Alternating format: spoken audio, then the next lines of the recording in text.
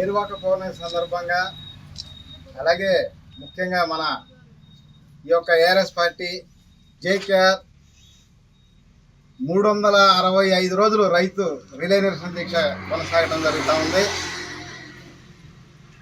అలాగే ఈ రాష్ట్రంలో ఈ దేశం మొత్తం కూడా పంటలు బాగా పండి రైతులు సంతోషంగా ఉండి అందరికీ కూడా తిను పదార్థాలు ఆహార ధాన్యాలు అన్నీ కూడా బాగా పండించి బాగా ఉండాలని చెప్పి కోరుకుంటా ఉన్నాను.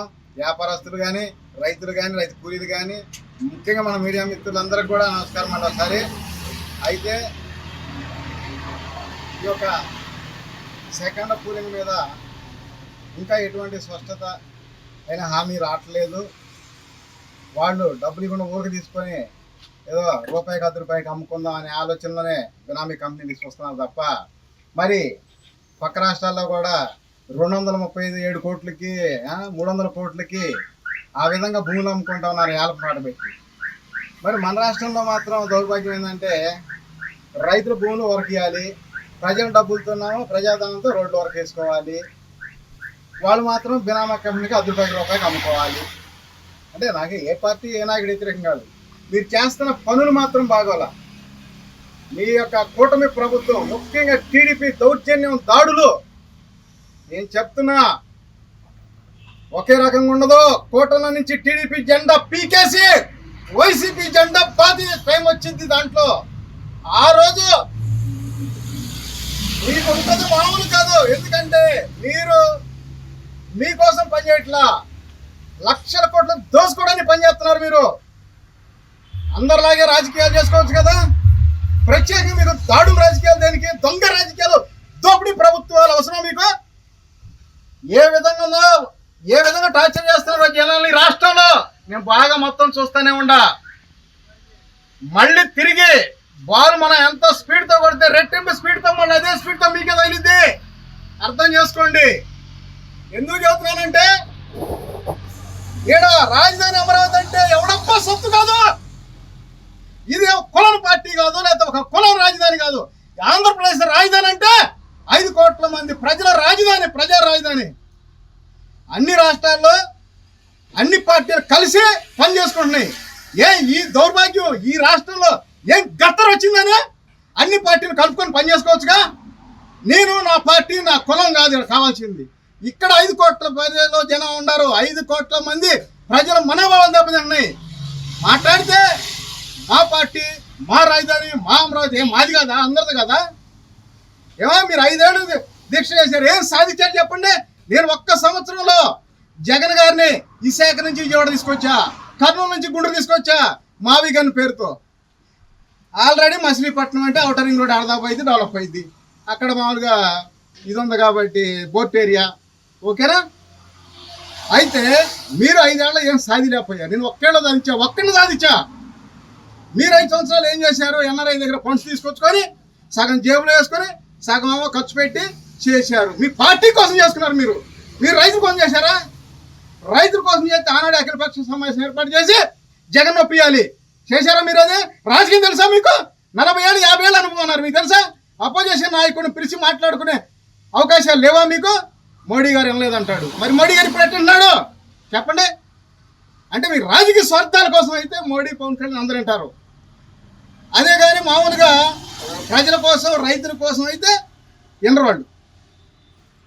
ఈ విధంగా 1 కాదు 2 కాదు, నేను అన్ని చూస్తూనే ఉండా. ప్రతి క్షణం ప్రతిరోజు అన్ని గుర్తు పెట్టుకొని చూస్తున్నా. ఎప్పుడు ఏం చేయాలో చేస్తా. ఒక గ్రామ రాజకీయం ఎంతో, ఒక రాష్ట్ర రాజకీయం కూడా అంతే, ఒక జాతీయ రాజకీయం కూడా అంతే. పెద్ద సమస్య ఏం కాదు. నేను 1 ఎకరం చేసినా అదే కష్టం, 100 ఎకరాలు చేసినా అదే కష్టం. కాకపోతే ఎకరం చేస్తే నేను పని చేసేవాడిని, 100 ఎకరాలు చేస్తే 100 మంది చేత పని చేయించేవాడిని. రాజకీయం కూడా అంతే. నాకే పెద్ద సమస్య కాదు ఇవన్నీ. ఎక్కడికి వెళ్ళాలో ఏం చేయాలో తెలుసు, చేస్తా, వెళ్తా, నిరూపిస్తా. ఇది ఈ రాష్ట్రంలో పేదోడు సీఎం అవ్వగలడు అని చెప్పి నిరూపిస్తా. ఎస్సీబీసీని సీఎం చేసి తీరుతా ఈ రాష్ట్రంలో. చూసుకొని కావాలంటే అయితే తీరిద్ది. సెంటు పూనైనప్పుడే 100 ఎకరాలు చేయాలని ఆలోచించేవాడిని, చేశా. అలాగే ఇలా ఒక సర్పంచ్ సీటు లేకపోయినంత మాత్రాన భయపడితే రావుతామన్నారా? ఇదే రకంగా మన ఆంధ్రప్రదేశ్లో ముఖ్యమంత్రి కాదు, జాతీయ స్థాయి రాజకీయాలు కూడా చేస్తామని చెప్తున్నా. ఎందుకంటే మీరు చేసే దాడులు దౌర్జన్యాలు నా ఎంటికి ముక్కతో సమానం. ఏం చేయలేరు. ఎందుకంటే నిజాయితీగా ఒక అప్పగా పుట్టిన రాజకీయం చేస్తున్నాను నేను. మీలాగా దౌర్జన్య రాజకీయం చేయట్లా.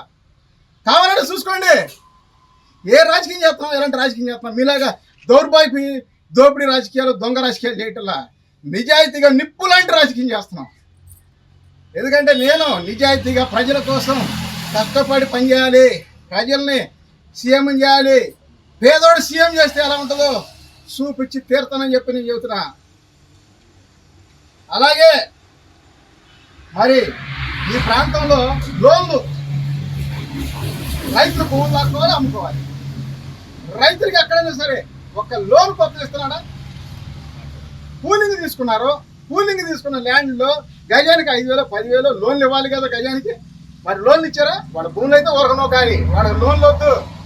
ఈ చుట్టుపక్కల ప్రాంతంలో 10 కోట్ల పోయిన పొలాలు ఇలా ₹1 కోటి అడిగే పరిస్థితి లేదు. ప్రతిసారి ఎందుకు 2014లో ఎక్కడ ప్రమాణ స్వీకారం చేసి ఆడరాజు అన్నారు. 2015లో 2 సార్లు ప్లాట్లు పడేసారు. 2016లో నోట్లు రద్దు, 17లో GST బిల్లు, 18లో పవన్ కళ్యాణ్ మీటింగ్ పెట్టి ఆ స్వార్థం కోసం పాచిపోయిన లాట్లు అన్నాడు.